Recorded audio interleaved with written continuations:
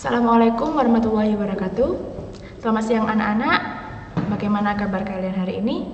Ya, semoga kalian selalu sehat dan diberikan imun yang kuat sehingga kalian bisa tetap untuk selalu belajar. Ya, anak-anak, sebelum kita memulai pembelajaran kita pada hari ini, alangkah baiknya kita berdoa dulu sesuai dengan keyakinan dan kepercayaan kita masing-masing, agar apa yang kita dapatkan hari ini bermanfaat di kemudian hari. Ya, berdoa dimulai. Berdoa selesai. Ya, sebelum kita mulai, Ibu mau menginformasikan kepada kalian bahwa untuk absensi sudah Ibu kirim ya Google Form. Nanti kalian isi di sana dan jangan lupa untuk mengirimkan untuk kelas 11 AK1 mengirimkan hasil screenshotan via streaming dan materi kita pada siang hari ini. Untuk kelas 11 AK2 juga sama, mengisi Google Form yang telah saya bagikan ke kalian di Google Classroom ya. Oke, hari ini pertama kita akan membahas tentang soal latihan persamaan dasar akuntansi yang telah kalian kerjakan di minggu lalu. Yang kedua, kita akan belajar tentang penjurnalan untuk akuntansi pemerintahan. Oke, kita langsung ke pembahasan soal ya. Di sini sudah ada soal yang kalian kerjakan. Di sini ada informasi neraca. Tapi ini tidak dapat dikatakan neraca seutuhnya karena hasilnya ini tidak imbang. Maka kita harus menyeimbangkan terlebih dahulu. Kemudian ini ada transaksinya. Oke, kita langsung saja ke pembahasannya. Oke, di sini sudah ada nominalnya untuk kas daerah sebesar 5 juta, kemudian persediaan sebesar 2 juta, aset tetap sebesar 3 juta, dana cadangan sebesar 1 juta. Kemudian ada utang jangka panjang sebesar 1.500.000 dan utang modal 2.500.000. Ini ada utang jangka panjang sebesar 2.500.000. Lah, di sini tadi di soalnya kan tidak ada modal, ya kan? Karena kita harus menyeimbangkan terlebih dahulu, maka kita harus mencatat modalnya. Dari mana? Dari persamaan dasar akuntansi yang telah kalian pelajari. Ya, rumusnya kita ketahui bahwa aset sama dengan liabilitas atau utang ditambah dengan modal. Ya, ini rumus paten untuk persamaan dasar akuntansi. Maka kita harus menyeimbangkan dulu ya. Nah, kemudian kita golongkan untuk kas, persediaan, aset tetap, dana cadangan ini termasuk komponen dari aset. Kemudian untuk utang jangka pendek dan jangka panjang ini termasuk komponen dari liabilitas. Kemudian modal sendiri itu termasuk dari ekuitas. Seperti itu. Kemudian kita jumlahkan untuk aset ini berapa jumlah nominalnya? Adalah 11 juta. Maka liabilitas dan modal ini harus 11 juta. Jumlahnya harus 11 juta.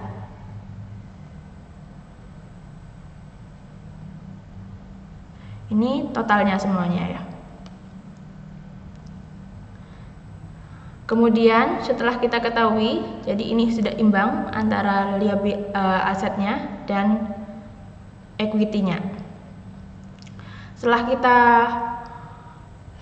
ketahui bahwa ini sudah imbang, menyeimbangkan neracanya, kemudian kita buat tabel.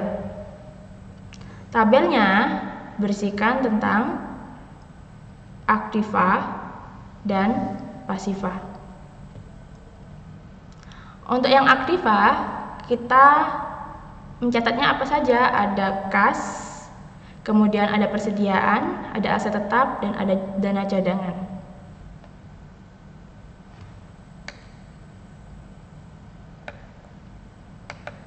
Nah ini, untuk pasifanya adalah utang jangka pendek, utang jangka panjang, dan modal. Kemudian kita masukkan nominal yang telah kita tulis tadi ya, berapa jumlah awalnya, ada 5 juta, ini semua kita masukkan.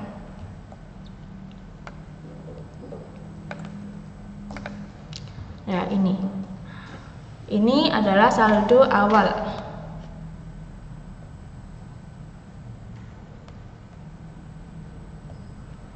Kemudian kita langsung ke kasusnya.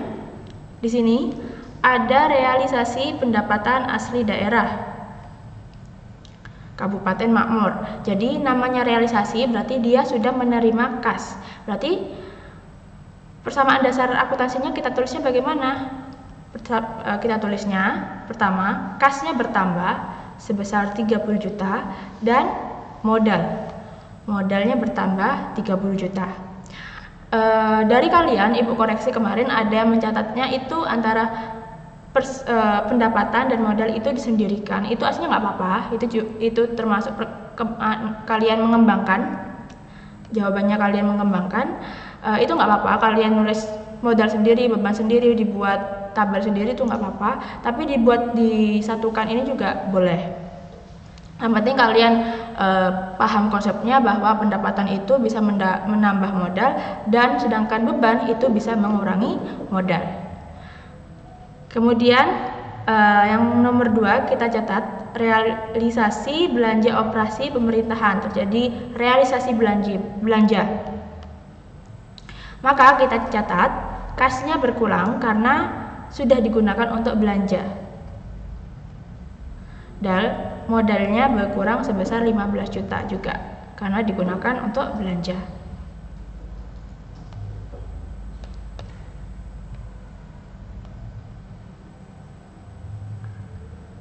Kemudian yang nomor 3 ada pembelian mesin. Jadi pembelian secara tunai, maka harus mengurangi kas. Kasnya berkurang, dan aset, karena mesin fotokopi ini termasuk aset tetap, maka kita catat asetnya juga bertambah.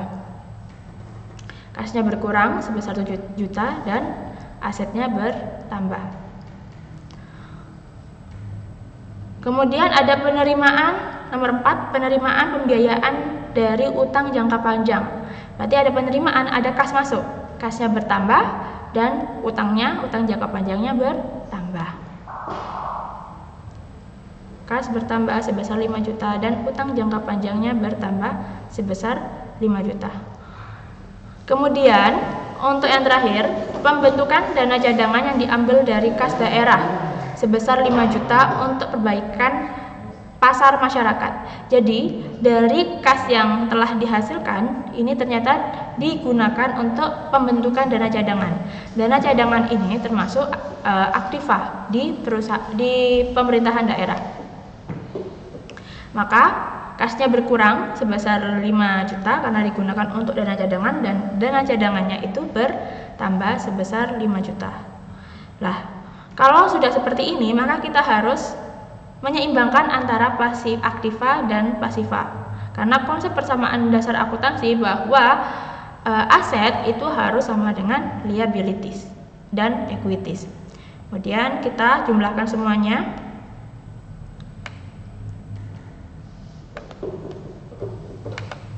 Ini juga harus ditulis ya keterangannya, jangan lupa. Ada pembelian peralatan, kemudian ada utang, dan pembentukan dana cadangan. Apakah ini seimbang dan berapa totalnya semuanya? Ya, antara aktiva dan pasiva ini sudah seimbang, yaitu sebesar 31 juta. Seperti itu. Jadi konsepnya secara umum sama dengan akuntansi perusahaan. Untuk persamaan dasar akuntansi ini dibuat tabelnya dulu, kemudian kita pilih-pilih mana yang termasuk aktiva dan mana yang termasuk pasiva, seperti itu. Pokoknya rumus yang harus kalian pegang itu adalah aset itu harus sama dengan liabilities ditambah dengan equities. Ini rumus paten untuk persamaan dasar akuntansi, baik itu persamaan dasar perusahaan maupun pemerintahan. Oke, setelah ini sudah, kalian akan langsung belajar tentang penjurnalan di akuntansi pemerintahan.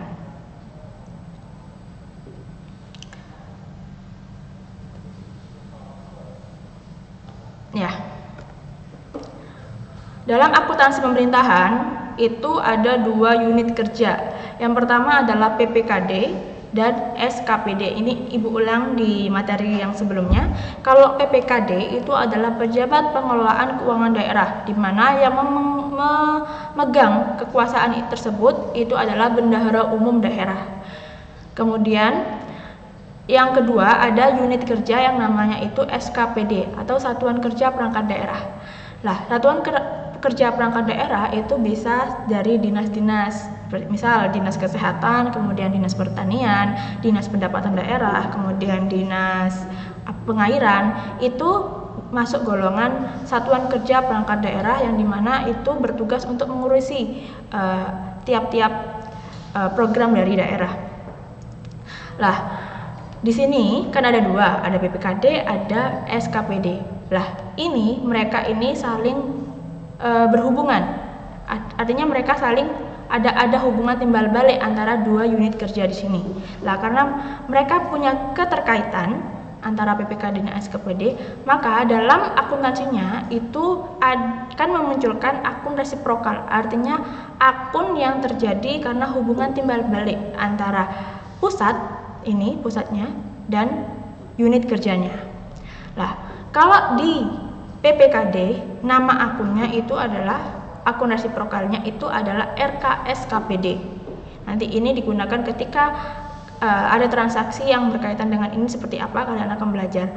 Lah, akun RKSKPD ini nominalnya saldo normalnya itu sama dengan aset, jadi debit. Kemudian untuk akun SKPD, di SKPD itu ada akun yang resiprokalnya namanya akun RKPPKD, di mana ini termasuk ekuitas, akun ekuitas dari SKPD, dan saldo normalnya itu adalah kredit. Jadi ini harus dipegang teguh ya, bahwa ada 2 unit kerja dalam pemerintahan daerah, ada PPKD dan SKPD. Dan tiap unit kerja ini berkaitan atau berhubungan, sehingga akan memunculkan akuntansinya itu dalam pencatatan akuntansinya ada akun resiprokal, di mana ini untuk PPKD ada akun RKSKPD atau nanti masuk golongan aset, dan akun RKPPKD masuk golongan ekuitas. Oke, untuk jurnalnya, jurnal yang harus dibuat dalam akuntansi pemerintahan daerah itu ada 2 jenis jurnal. Yang pertama jurnal operasional atau LO dan jurnal realisasi anggaran. Kenapa kita harus membuat realisasi anggaran? Kan dalam pemerintahan daerah itu ada namanya anggaran pendapatan belanja daerah APBD. Lah, tujuannya dibuatkan jurnal realisasi anggaran untuk mengetahui perbandingan antara realisasi dan hasil yang telah mereka lakukan. Itu untuk jurnal realisasi anggaran. Sedangkan jurnal operasional itu adalah jurnal untuk mencatat kegiatan sehari-hari, meliputi aset, kemudian liabilitas, ekuitas, pendapatan, dan beban.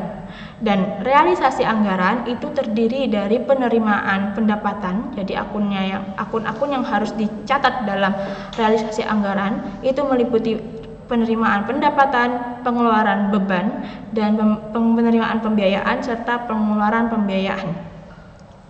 Jadi kesimpulannya adalah bahwa semua transaksi itu dicatat dalam jurnal operasional, dan tidak semua transaksi itu akan dicatat di realisasi anggaran, karena realisasi anggaran itu meliputi pendapatan, hanya untuk meliputi pendapatan, pengeluaran, beban belanja, pembiayaan, dan pengeluaran pembiayaan, seperti itu.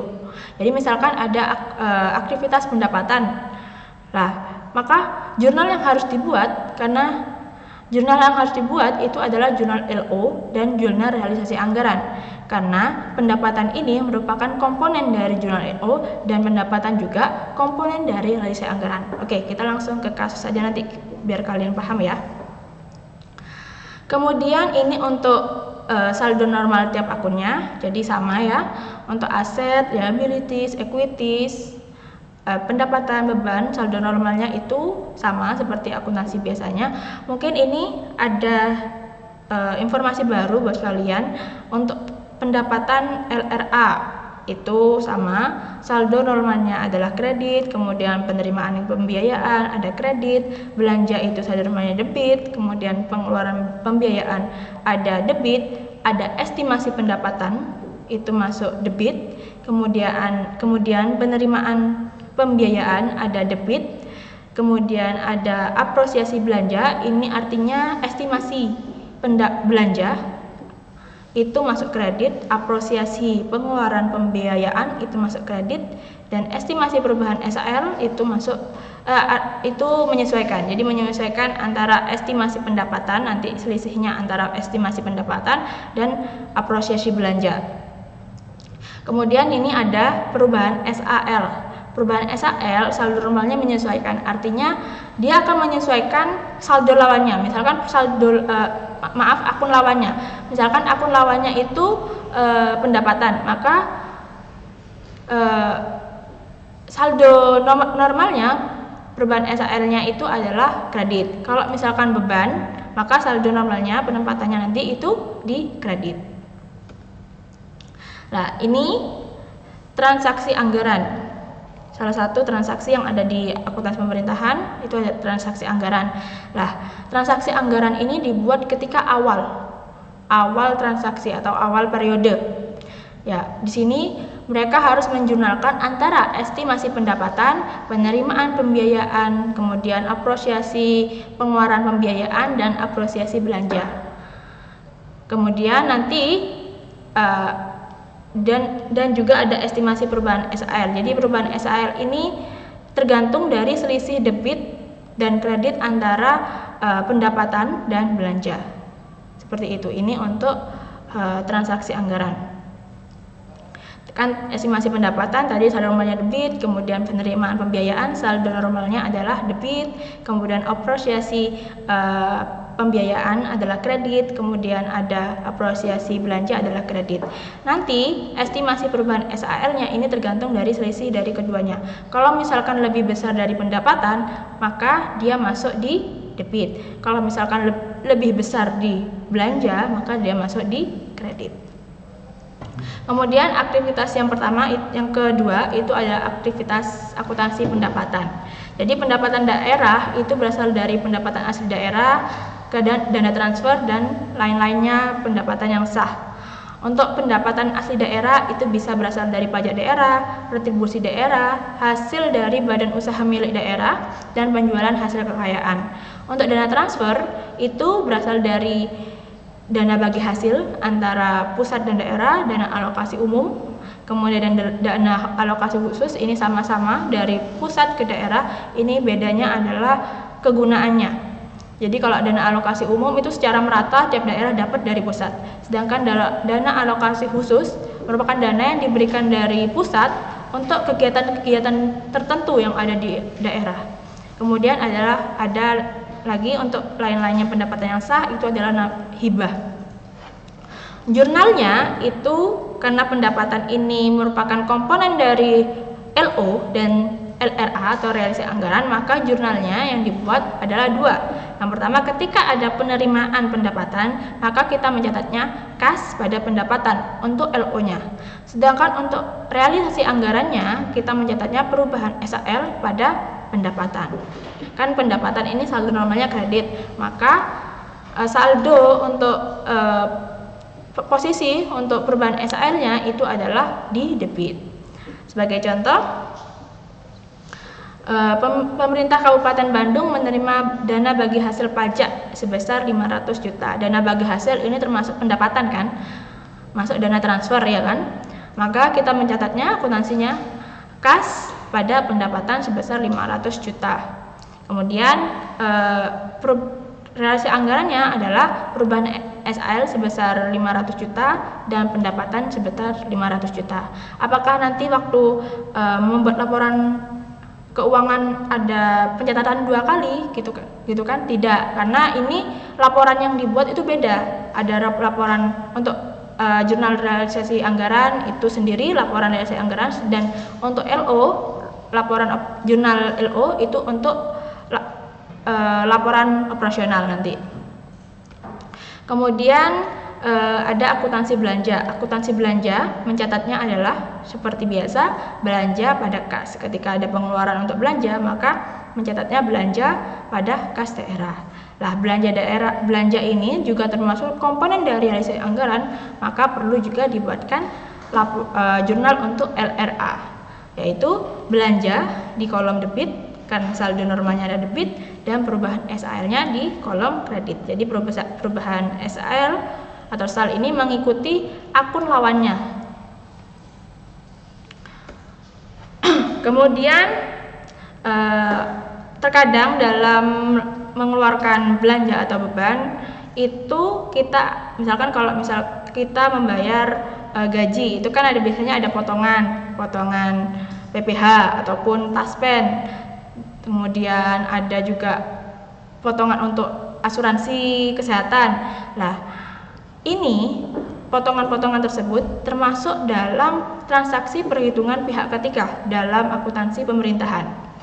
Nah, transaksi penerimaan pihak ketiga ini merupakan transaksi transitoris, artinya itu transaksi yang melibatkan pengeluaran atau penerimaan kas bruto yang tidak ada hubungannya dengan aktivitas pendapatan, belanja maupun pembiayaan.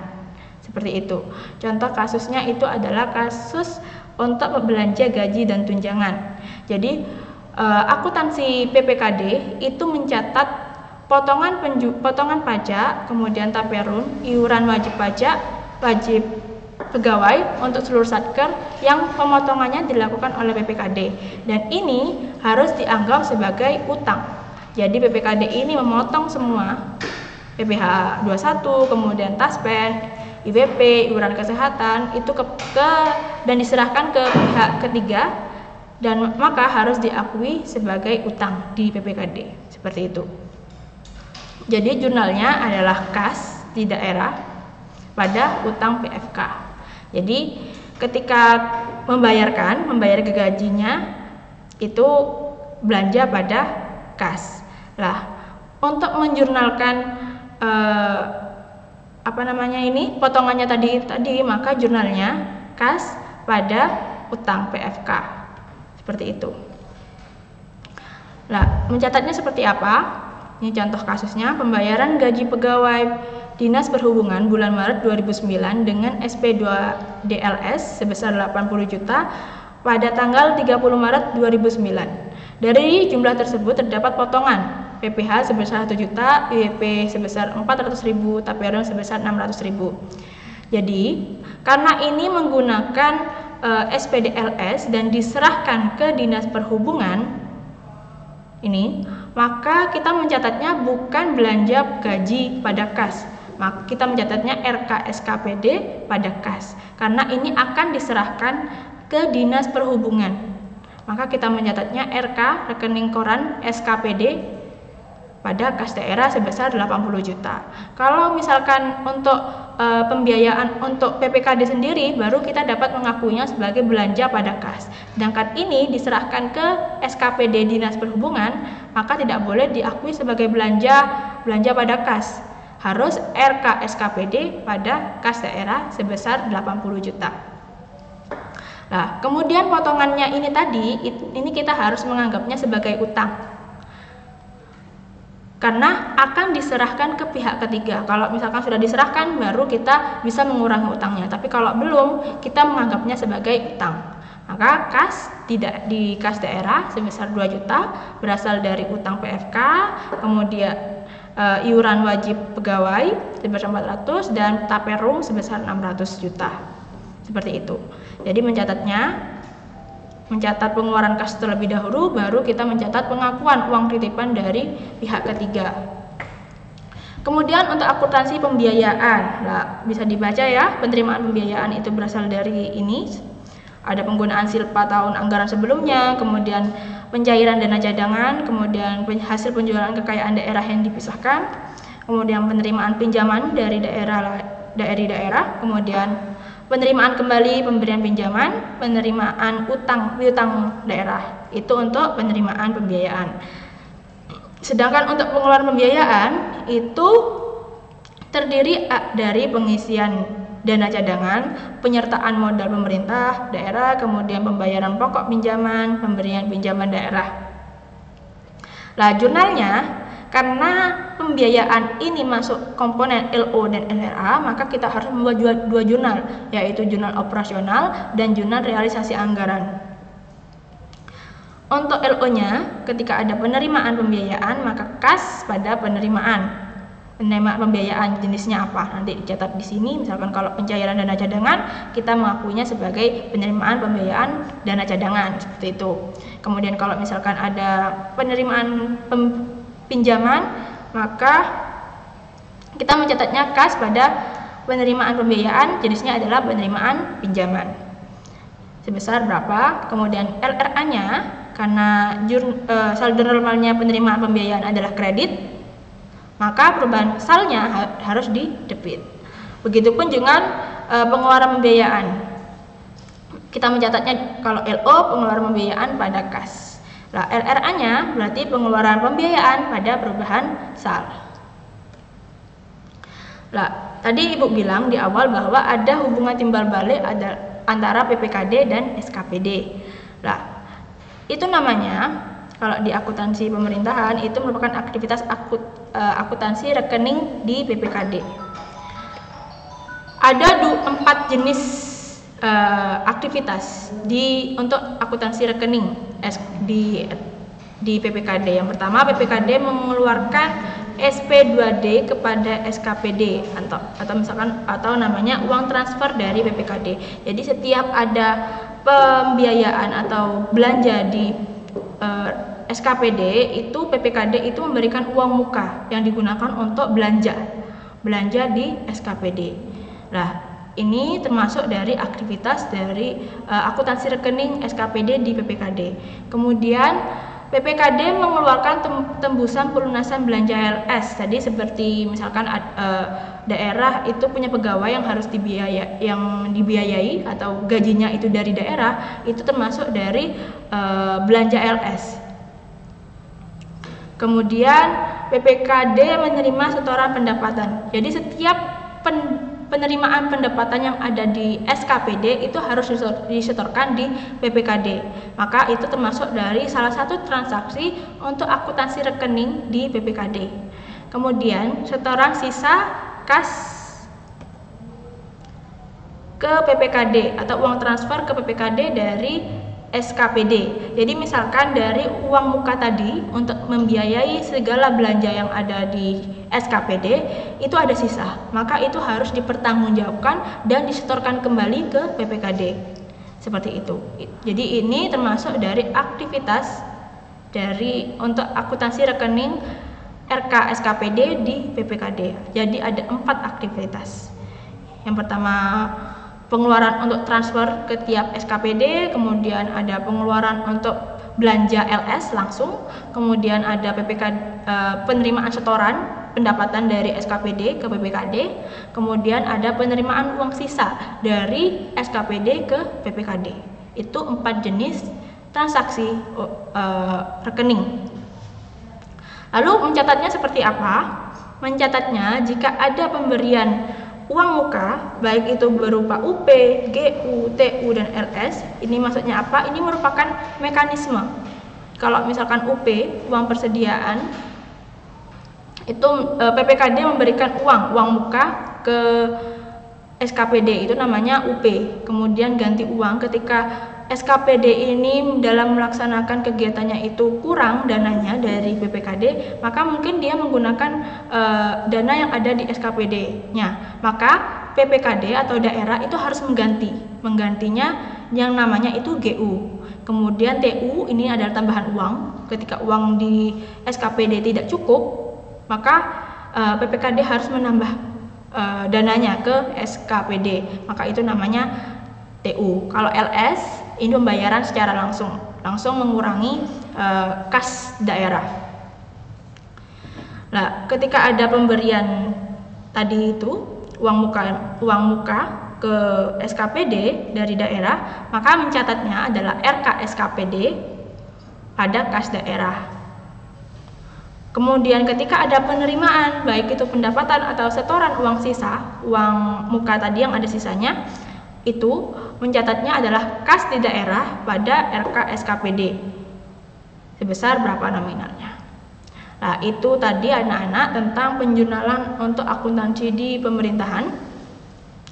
Ada beberapa banyak transaksi, ada pendapatan, belanja, kemudian ada aktivitas pembiayaan, kemudian ada aktivitas dari transitoris, transaksi transitoris, kemudian ada aktivitas dari akuntansi rekening SKPD, RK SKPD di PPKD.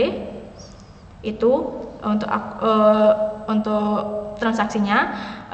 Kemudian pada pertemuan selanjutnya kalian akan mempelajari tentang akuntansi ekuitasnya itu bagaimana, pencatatannya itu bagaimana. Nah, setelah ini Ibu akan memberikan kalian latihan soal, mungkin ada 10 soal tentang penjurnalan yang telah kalian pelajari barusan ini. Kemudian nanti tugasnya kalian kirim, dikumpulkan di Google Classroom seperti biasa ya. Dan bagi siswa yang misalkan saya mengirim tugasnya jam 1, kemudian ada yang mengirimkannya 1 jam setelah saya mengirimkan tugas tersebut, akan mendapatkan reward dari saya. Oke, sekian dari Ibu.